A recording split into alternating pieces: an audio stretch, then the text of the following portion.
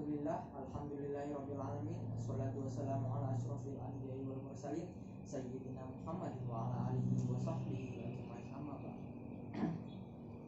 Puji syukur kita panjatkan kehadirat Allah Subhanahu wa taala, karena berkat Dialah kita dapat berkumpul pada hari ini dalam rangka pembuatan video tugas Ulumul Quran. Tak lupa pula kita berikan sholawat dan salam kepada junjungan kita Nabiullahi Muhammad SAW, karena berkat beliaulah kita dapat terbebas dari alam yang gelap gulita menuju alam yang terang benderang. Kami dari kelompok 4 ingin membahas materi tentang makalah 4, 5, dan 6. Perkenalkan, nama saya Muhammad Khairuddin Ali Syaputra, NIM 220-133, yang akan membahas materi tentang Asbabun Nuzul.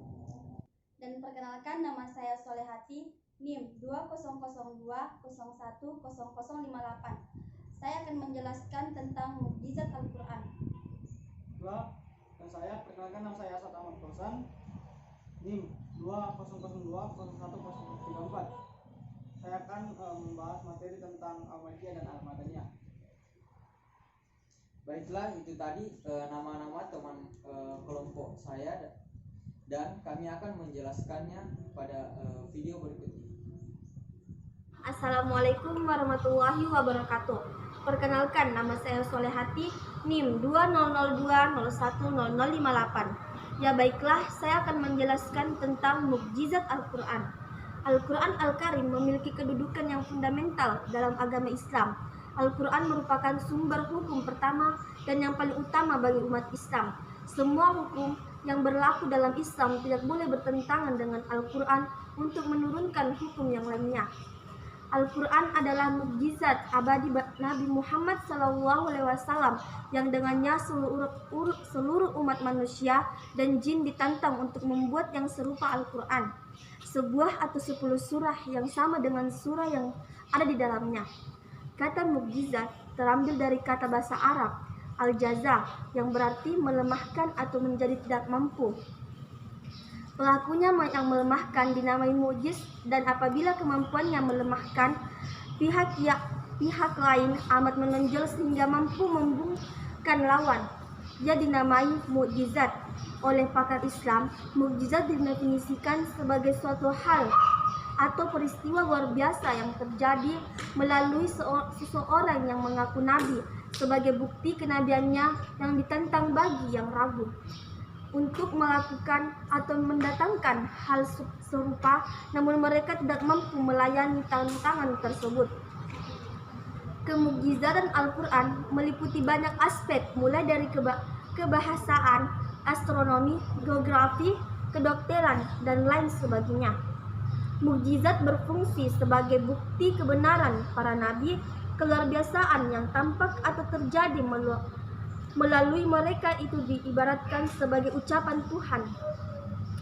Mukjizat walaupun dari segi bahasa berarti melemahkan, sebagaimana disebutkan tadi, dia sama sekali tidak dimaksud untuk melemahkan atau memberikan ketidakmampuan yang kurang atau membuktikan ketidakmampuan yang ditantang. Setiap rasul mempunyai mukjizat yang sesuai dengan keadaan kaum dan masa risalahnya. Rasul-rasul sebelum Nabi Muhammad SAW diutus hanya untuk suatu kaum tertentu dan masa tertentu. Ada 4 tahapan dan kadar dengan kemukjizatan Al-Quran terhadap orang yang meragukan kebenaran Al-Quran, yang dipertegas dengan tantangan kepada seluruh umat manusia di seluruh alam hingga akhir zaman. Al-Ijaz Al-Quran terdiri dari beberapa macam.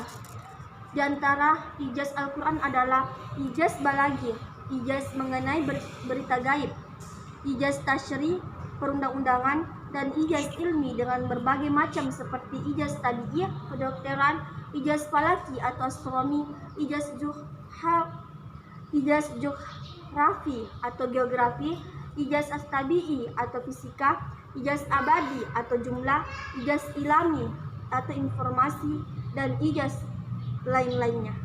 Ya baiklah, mungkin cukup sekian yang bisa saya jelaskan tentang mukjizat Al-Quran. Kurang dan lebihnya mohon dimaafkan. Syukran. Assalamualaikum warahmatullahi wabarakatuh. Bismillahirrahmanirrahim. Assalamualaikum warahmatullahi wabarakatuh. Saya akan membawakan materi kelima, yaitu Asbabun Nuzul.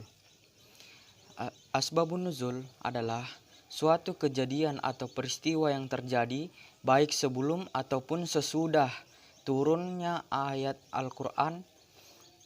Sedangkan menurut Jalaluddin Al-Suyuti, Asbabun Nuzul adalah sebuah peristiwa atau kejadian yang menyebabkan turunnya satu atau beberapa ayat.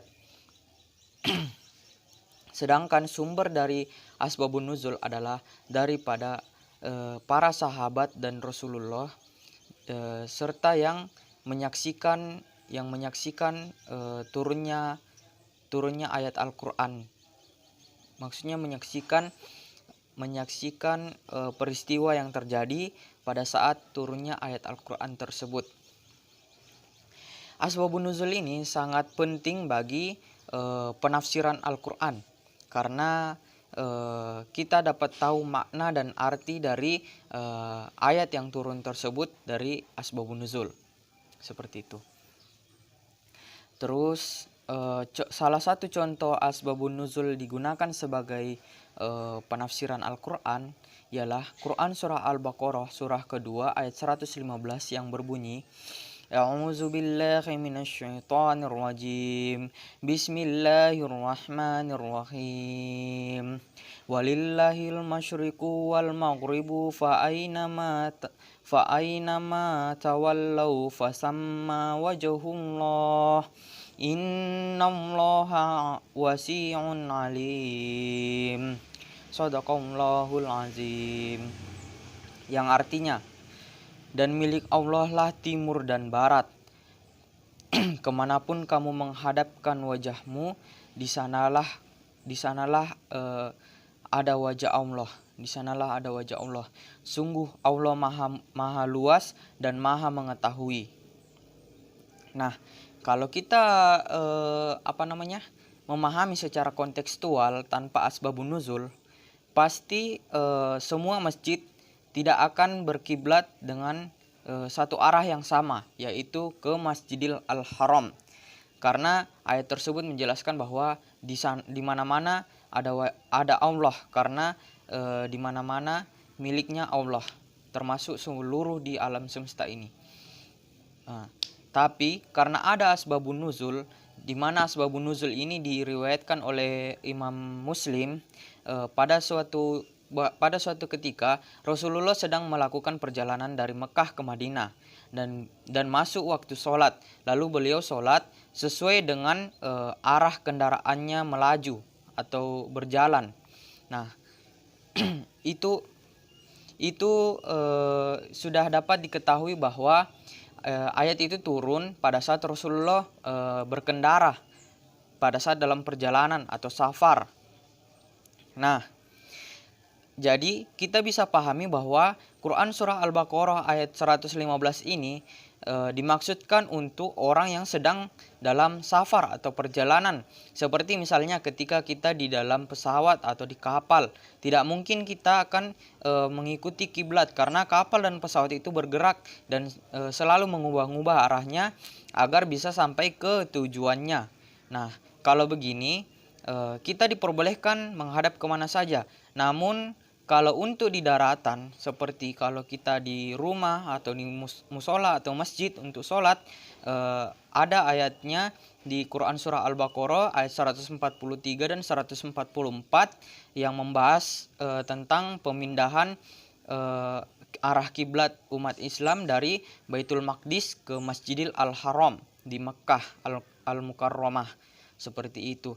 Jadi ingat, Al-Baqarah ayat 115 itu hanya untuk masjid dan hanya untuk orang yang sedang safar. Sedangkan kalau kita sedang tidak melaksanakan safar atau perjalanan, maka kita tetap wajib menghadap ke kiblat, yaitu Masjid Al-Haram, Masjidil Haram.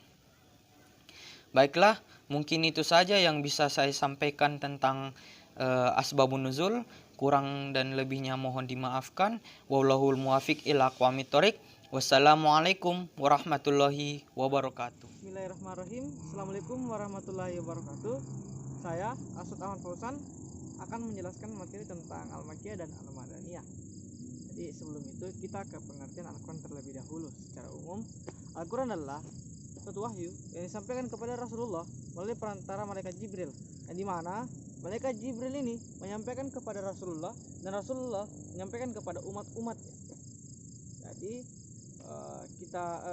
dari hal tersebut pasti ada pembeda di mana antara turunnya Quran surah ini, terutama Quran surah yang turun di Mekah atau Makkiyah dan Madaniyah atau Madinah. Baiklah, di sini saya akan menjelaskan tentang Quran surah yang turun di Mekah dan Madaniyah. Nah, Makkiyah artinya adalah keseluruhan ayat-ayat Al-Quran yang turun di Mekah, yang dimana pada masa Nabi Muhammad SAW bermukim di Mekah itu selama 12 bulan, 12 tahun, 5 bulan, dan 13 hari. Nah, ini adalah pengertian dari penjelasan secara umum dari Quran surah Al-Makkiyah yang turun di Mekah. Selanjutnya itu Madaniyah. Nah, Rasulullah itu hijrah dari Mekah, Abbasi Taif, dan sampailah di Madaniyah atau Madinah. Nah, Quran surah Madinah adalah Al-Quran yang turun dan diturunkan di kota Madinah. Surat-suratnya itu masuk ke dalam surah Madaniyah adalah surah-surah yang dimana ketika Nabi Muhammad sudah melakukan hijrah dari Mekah ke Madinah, yaitu selama 9 tahun, 9 bulan, dan 9 hari. Nah, ini merupakan pengertian dari Quran surah Mekah, Quran surah Al-Makkiyah dan Al-Madaniyah. Baiklah, selanjutnya itu ciri-ciri Quran surah Makkiyah dan Madaniyah. Yang pertama itu ciri-ciri Makkiyah. Secara khusus, Quran Makkiyah itu mengandung ayat-ayat saja atau sajadah, dan terdapat lafaz kallah. Di dalam surat Makkiyah juga ini terdapat seruan dengan kalimat ya ayyuhan nas, yang artinya wahai manusia. Selanjutnya itu selanjutnya itu menceritakan kisah-kisah umat terdahulu, mulai dari Nabi Adam dan iblis. Nah, kecuali dalam Quran surah Al-Baqarah. Nah, secara umum Al-Makkiyah itu ayat-ayatnya itu pendek dan surah-surahnya itu pendek, lafaz kuat dan keras, mengandung suran pokok-pokok iman kepada Allah, hari kiamat, dan menggambarkan keadaan tentang surga dan neraka. Nah, selanjutnya itu menyeru manusia berperilaku mulia dan berjalan lapang di atas jalan kebaikan. Selanjutnya mencela amal yang musyrik, yakni bertumpah darah, memakan harta anak yatim, dan mengubur anak perempuan hidup-hidup. Nah, itu ciri-ciri Makkiyah secara umum dan khusus. Selanjutnya itu ciri-ciri Madaniyah. Nah, ciri-ciri secara khususnya itu satu, menjelaskan tentang hukuman-hukuman, tindak pidana, faraid, hak-hak perdata, peraturan yang bersangkutan dengan bidang keperadatan, kemasyarakat, dan kenegaraan. Selanjutnya itu menceritakan tentang orang-orang munafik, terkecuali dalam Quran surah Al-Ankabut yang diturunkan di Mekah. Nah, selanjutnya itu kebanyakan firman Allah dalam surah-surah Madaniyah itu dimulai dengan lafaz ya ayyuhan nas, yang artinya wahai orang-orang yang beriman. Nah, selanjutnya ciri-ciri umum dari Quran surah Madaniyah ini. Nah, yang pertama itu suratnya panjang-panjang. Sebagian ayatnya itu panjang-panjang serta jelas menerangkan hukum dengan memakai uslub yang terang. Nah, yang selanjutnya itu menjelaskan keterangan dan dalil-dalil yang menunjukkan kepada hakikat keagamaan. Jadi perbedaan antara Quran surah Al-Makkiyah dan Al-Madaniyah ini, kalau Al-Makkiyah itu lebih menjelaskan tentang kisah-kisah tentang bagaimana para nabi kita terdahulu dan menceritakan tentang rukun iman, rukun Islam. Nah, kalau Al-Madaniyah itu lebih menceritakan tentang hukum-hukum yang ada dalam Islam, fikih atau fikih dalam Islam. Nah, Baiklah, itu tadi pemaparan materi dari kami bertiga mengenai mukjizat Al-Quran, asbabun nuzul, dan Makkiyah dan Madaniyah. Di situ kita bisa menarik kesimpulan bahwa yang pertama, mukjizat Al-Quran.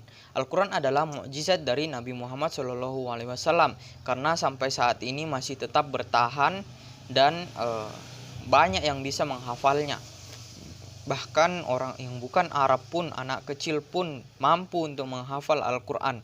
Itulah salah satu bukti mukjizat daripada Al-Quran.